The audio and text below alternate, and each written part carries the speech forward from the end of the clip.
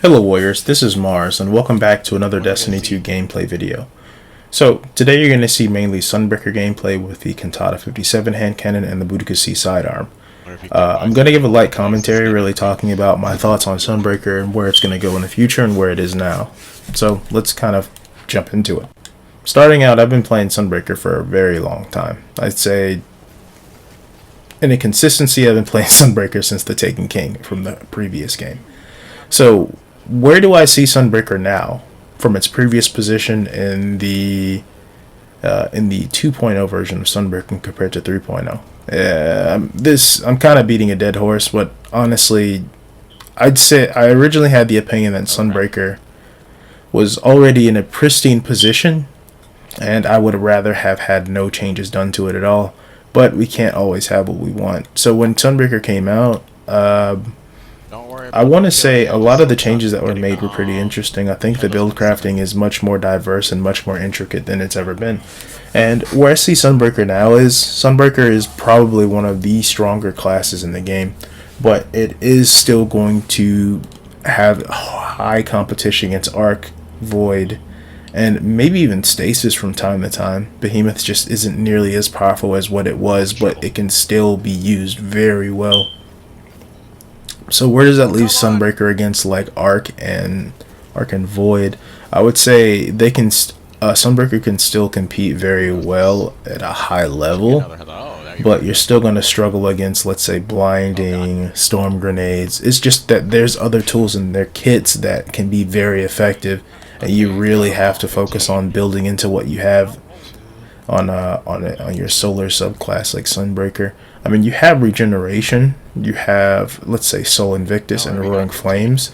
Those tools are just very effective on their own, and if used wisely, you can outplay most people. But let's say if you're playing against a lot of rush down play styles, a lot of shotguns, and a lot of ability focused builds, you're gonna have to rely more on your regeneration and build it into your kit effectively to do anything about it, which makes the most sense. That's why in my last build, if you've watched the video, the Battle Medic, and what you're watching now, I mainly built around high regeneration, high healing grenade uptime, and just healing in general, just because it's really effective. You can go with Lorelei if you would like, but I kind of don't want to say you want to build around just one particular exotic like that. Since you can't control it, it will save your life, but it's just not something that I wanted on my kit, just because it's kind of a crutch in all honesty. But anyway, I'd say build into regeneration if you're trying to be much more effective, because regeneration is still extremely strong and it doesn't look like there's going to be any changes done to it going forward. Not to mention, you can build into your healing grenade. So outside of that, let's say if you want to be more destructive, I would definitely say Consecration, but Consecration can be very hard to land in some situations, especially at like really high skill levels when people are jumping around constantly. And then it's all about timing. You're not going to land a Consecration strike on someone who's like right in front of you and they're about to shoulder charge the shit out of you. It's very unlikely you're going to have that ignition proc. That's not to say you can't, because you can if you're good enough with it. But honestly, it's not something I try to rely on too much, although it is a really strong tool if you want to deal with a lot of people who push on you at once. And I think I may do more with it in the future. But in terms of future builds, in my case, I'm still deciding what I want to do. I really like having really low grenade cooldowns and building into that way. But I kind of want to try and figure out what I can tinker and toy with in terms of build craft on Sunbreaker. Because I did like the old Roaring Flames, the ones where you could actually one-shot people with stuff when you got it to tier 3. Which is kind of unfortunate that they changed that, but I understand why they did that. But if you're trying to be more of a melee-focused build, like I guess I could say my build is somewhat of a melee-focused build, since I do rely on my hammers quite a bit, but mainly for cleanup. Like especially for this setup I'm running right now, I run, since my Boudica C has Slick Draw and Frenzy, I put a few pot shots in, I throw my hammer, I clean them up with the hammer, become Radiant, and then Frenzy eventually procs. So That's a 25% damage increase, so I can just play either defensive or have a rush down focus playstyle in that moment and just take people out that way. So let's say Roaring Flames is still very effective because of what it offers, especially with the regeneration and Soul Invictus and Tandem. But it's all about accuracy at that point. If you miss, you die. There's nothing else to really say. So I wanted to talk a little bit more about buildcraft on Sunbreaker. My whole thing is with the battle medic. I wanted something that has really good aspects of support, something to really focus on team support. But I think on my next build, I still want that aspect of team support, but I want something that's also very destructive. Like, I really like the fact that Sunbreaker can offer a lot to the group, especially in tandem with Roaring Flame.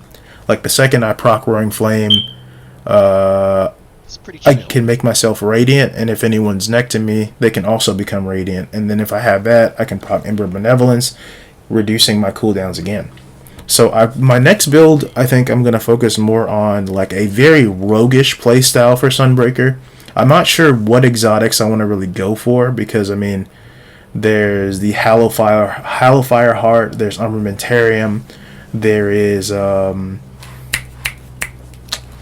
Path of Burning Steps, which I do want to do something with, but I'm still debating on what exactly it is that I'm trying to throw together and will be competitive enough to deal with, let's say Sentinels, because Sentinels are really strong in this current meta. All art classes are extremely powerful in this meta. Shadebinder is really strong. There's just a lot of things that are out there that I really want to build Sunbreaker to be able to compete against, and that's where my focus really is.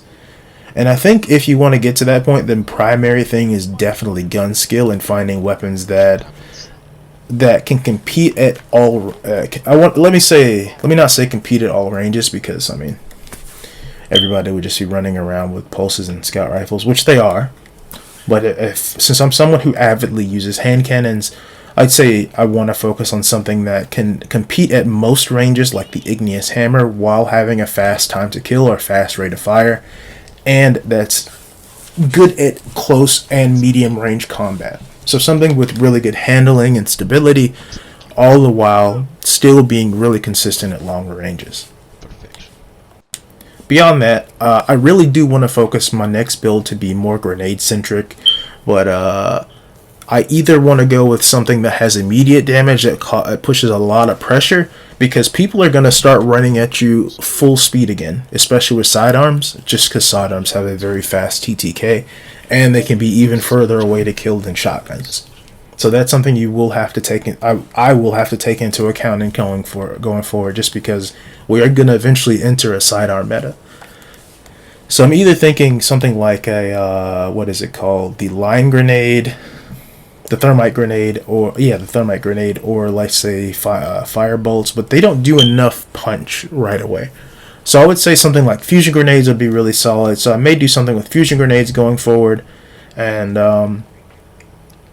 let's say if I wanted to be much more explosive, I'd probably go with Severance Enclosure. I played a lot of Severance Enclosure in, like, let's say 2 or 3 patches ago, and it was very effective.